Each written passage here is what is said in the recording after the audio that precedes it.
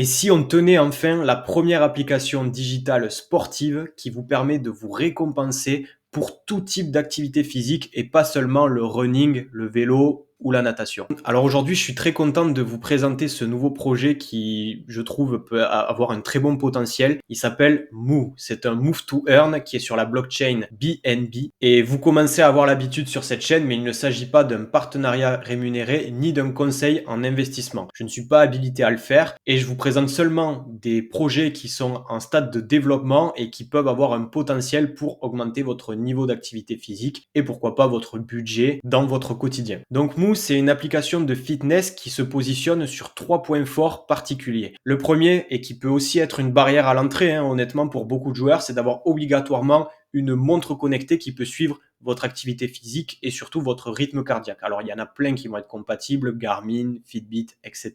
Mais ça a un certain coût, en plus des investissements potentiels dans le jeu. Tout le monde ne peut pas avoir une montre connectée et donc ça peut être un petit peu bloquant. Mais c'est une condition nécessaire pour vous permettre de tracer n'importe quelle activité physique. Parce que là, ce qui va vous récompenser, c'est votre rythme cardiaque. Plus vous vous donnez à fond et plus vous allez gagner du token et de la crypto-monnaie dans le jeu. Et ça, c'est génial parce que jusqu'à maintenant, on n'avait que des projets qui récompensaient votre vitesse ou le nombre de pas que vous faites dans une journée. Donc, c'est plus sur tout ce qui va être marche, running, éventuellement natation. Mais là, on pourrait imaginer du crossfit, de la musculation, enfin toute activité physique en fait qui augmente votre activité cardiaque. Et donc Moo peut vraiment se positionner comme un complément d'autres Move to Earn pour que vous ayez vraiment un quotidien avec différentes activités physiques récompensées. Et le troisième point de différenciation, c'est cet aspect social. Donc vous serez capable de partager des contenus, des astuces avec les autres joueurs. Mais ça honnêtement, c'est quelque chose qui est proposé par d'autres projets, notamment DeFit. Et comme je l'avais présenté dans cette vidéo, n'hésitez pas à aller la checker si ça vous intéresse. Je reste un petit peu prudent par rapport à cette approche social fi. Alors oui, c'est intéressant parce que si les personnes like, partagent votre contenu, vous pouvez recevoir du token, de la crypto-monnaie, des avantages. Mais de notre côté, on a une multiplication des réseaux sociaux et on en a qui sont très pertinents aujourd'hui, donc je suis pas sûr que ça prenne. Après, ça dépend bien sûr de la communauté, des incentives, donc pourquoi pas, mais pour moi, ce sera pas l'élément de différenciation majeur. Leurs visuels aussi sont très sympas, on est sur un design futuriste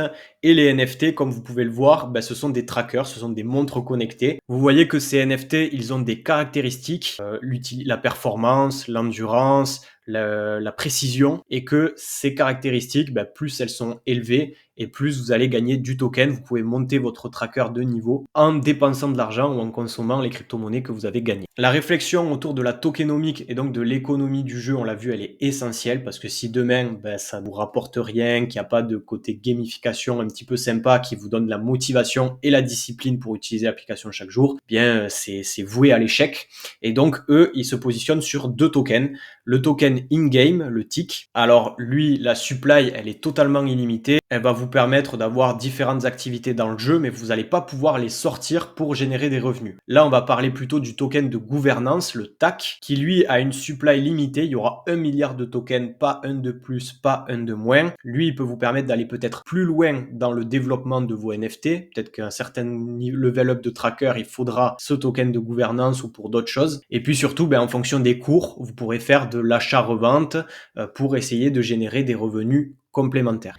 Après, bien sûr, rien n'est figé dans le marbre. Là, c'est la tokenomique qui est pensée actuellement, mais les créateurs du jeu peuvent se permettre de modifier la stratégie, d'effectuer des correctifs pour que l'économie soit la plus pérenne possible. Sur ce graphique, vous avez en fait toutes les mécaniques de jeu qui vous sont présentées. Je vous mets le lien d'ailleurs du white paper en description. Vous démarrez avec votre NFT tracker que vous avez obtenu grâce à un achat mint, ou alors vous l'avez obtenu gratuitement peut-être en ayant fait certains concours, en étant très actif auprès de la communauté. Vous pouvez gagner du token, que ce soit du TIC ou du TAC, à voir les modalités, mais en faisant le mode combat ou le mode solo, donc on peut estimer qu'il y aura peut-être des challenges entre les joueurs. Et du coup, ces tokens, comment vous pouvez les utiliser? Soit pour acheter encore des nouveaux NFT et avoir plus d'avantages, soit pour monter de niveau vos NFT, et l'inverse est possible aussi, c'est-à-dire que vous pouvez à tout moment décider de revendre votre NFT tracker pour vous faire des revenus complémentaires. Donc ça, c'est l'aspect Move to Earn,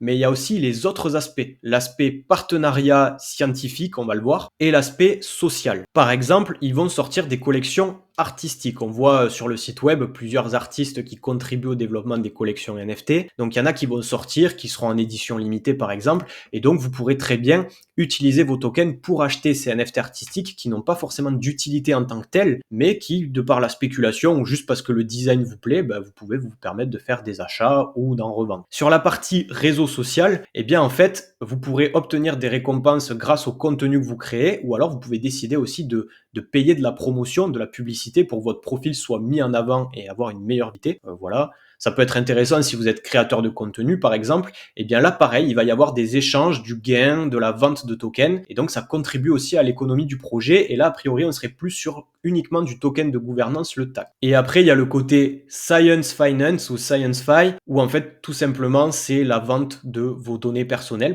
Parce que concrètement, cette application, elle va enregistrer toute votre activité physique. Combien de fois vous faites du sport dans la semaine, à combien vous faites monter votre rythme cardiaque, pendant combien de temps.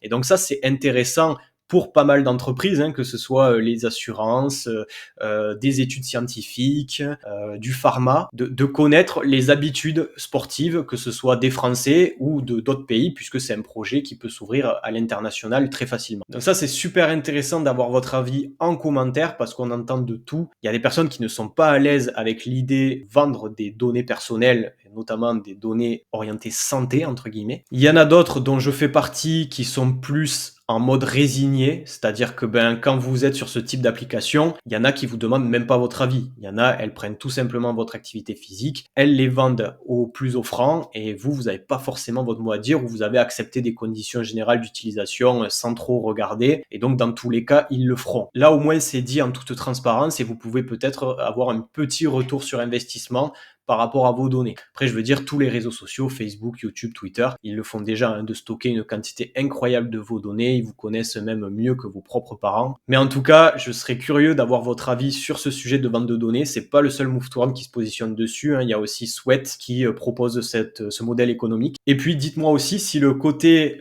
mesure de votre rythme cardiaque, c'est quelque chose qui vous intéresse, si vous allez peut-être utiliser l'application, et on va y venir. Comment on peut utiliser l'application? Qu'est-ce qu'on peut faire aujourd'hui? Alors, vous pouvez déjà télécharger l'application sur iOS et Android. Par contre, on va vous demander votre adresse email pour vous connecter et il faut être whitelisté. Aujourd'hui, tout le monde ne peut pas accéder à l'app une fois qu'elle est téléchargée. Comment on fait? Il va falloir se procurer un NFT ou alors gagner l'accès à l'application en s'investissant sur les réseaux sociaux Move. Ils sont malins. L'objectif, c'est aussi de faire du bruit et de faire venir beaucoup de monde. Donc, ils veulent des communautés actives. Donc, notamment sur Discord, vous devez échanger avec les autres joueurs, poser des questions, donner des réponses aussi aux personnes qui arrivent. Et ça va vous permettre de gravir les échelons, gagner des niveaux. Il faut aussi retweeter leurs publications, parler de Move sur les réseaux sociaux. Tout ça, ça va vous permettre de gagner des points. Et ces points peuvent vous donner un accès whitelist, vous permettre de tester l'application et aussi, pourquoi pas, d'accéder à des NFT. Il y a aussi beaucoup de guildes, que ce soit des guildes francophones ou des guildes internationales, qui ont déjà investi dans le jeu, qui ont déjà des équipes de joueurs qui sont prêtes à rentrer. Donc ça aussi, c'est assez prometteur pour les projets parce que ce sont quand même des guildes sérieuses qui font un minimum de recherche avant de s'impliquer. Et puis pour vous, pourquoi pas, si ça vous tente de rejoindre une guilde, donc moi je fais partie des veilleurs des Otera, eh bien elles sont souvent ouvertes, il y a de petites candidatures, voilà, une petite discussion qui se met en place, mais c'est l'occasion d'échanger aussi avec des joueurs qui ont les mêmes envies et les mêmes passions que vous, en tout cas sur la partie fitness finance. Et puis bien sûr, il y a aussi cette partie tracker, il vous faudra une montre connectée pour suivre votre rythme cardiaque, donc avoir les différentes marques qui sont compatibles et ce qui vous arrange le mieux. Voilà, c'est tout pour le Move to Earn Move. N'hésitez pas à vous abonner et à activer les notifications pour ne rien rater des prochains contenus. Et sur ce, je vous dis à très bientôt pour de nouvelles publications autour du smart lifestyle et de la fitness finance. Salut!